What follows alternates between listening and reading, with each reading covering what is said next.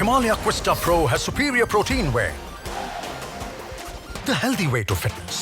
नमस्कार, मैं हूं राम किंकर सिंह। दिल्ली तक की खास पेशकश में आपका स्वागत है। दिल्ली नगर निगम में नॉमिनेशन के दौरान एक ऐसी घटना हुई जिसने कभी सोचा नहीं था, यानी अब तक निगम के 15 साल के इतिहास में ऐसा कभी नहीं हुआ था, जब मेयर का कैंडिडेट, खासकर एक पार्टी जो बहुमत में है, उसने मेयर के कैंडिडेट के साथ एक और नॉमिनेशन हुआ और साथ ही साथ घोषित कैंडिडेट के बावजूद मेयर और उप महापौर का एक और नाम, यानी एक और नॉमिनेशन दोबारा से लाया गया।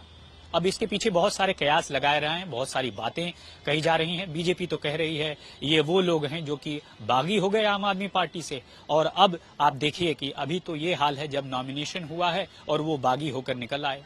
जब ये पूरा घटनाक्रम हुआ तब किसी को कुछ समझ में नहीं आया और सभी चौंके, और लोगों को पता तब चला जब आधिकारिक तौर पर निगम सचिवालय ऑफिस से एक मेल आया और उस मेल में साफ तौर पर लिखा था कि किस तरह से मेयर की कैंडिडेट शैली ओबेरॉय के अलावा एक और मेयर के कैंडिडेट आशु ठाकुर ने नॉमिनेशन फाइल किया। सभी चौंके। बीजेपी ने कहा ये तो बागी हैं, लेकिन अब सवाल यही उठता है कि क्या इसके पीछे किसी तरह का अविश्वास है कि कहीं ऐसा तो नहीं कि मेयर के कैंडिडेट का जब नॉमिनेशन होता है उस दौरान कोई तकनीकी तौर पर गड़बड़ी हो जाए और उस गड़बड़ी का फायदा बीजेपी के लोग उठा लें और अपने मेयर कैंडिडेट को खड़ा कर दें और तकनीकी वजह से इस चीज में आम आदमी पार्टी पीछे रह जाए।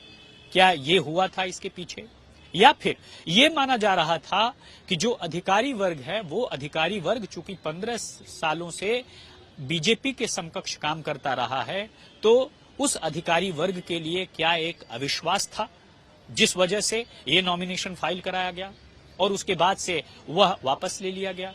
इस पूरे घटनाक्रम पर पार्टी ने आधिकारिक तौर पर किसी से कुछ नहीं कहा, लेकिन इतना जरूर है नॉमिनेशन हुआ भी और नॉमिनेशन को वापस भी ले लिया गया।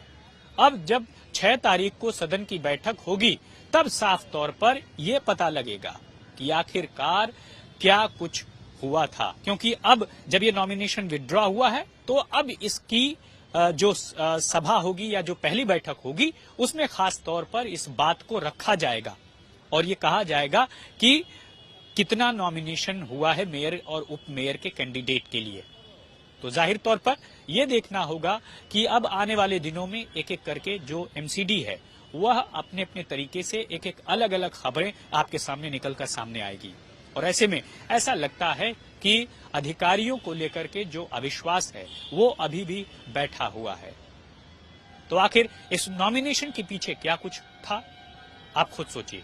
जो संकेत, जो पर्सपेक्टिव, जो बातें माहौल में थी वो मैंने आपके सामने रख दी। अब इसका अंदाजा, इसका निष्कर्ष आप खुद निकालिए। जगन्नाथ के साथ राम किंकर सिंह, दिल्ली तक के लिए।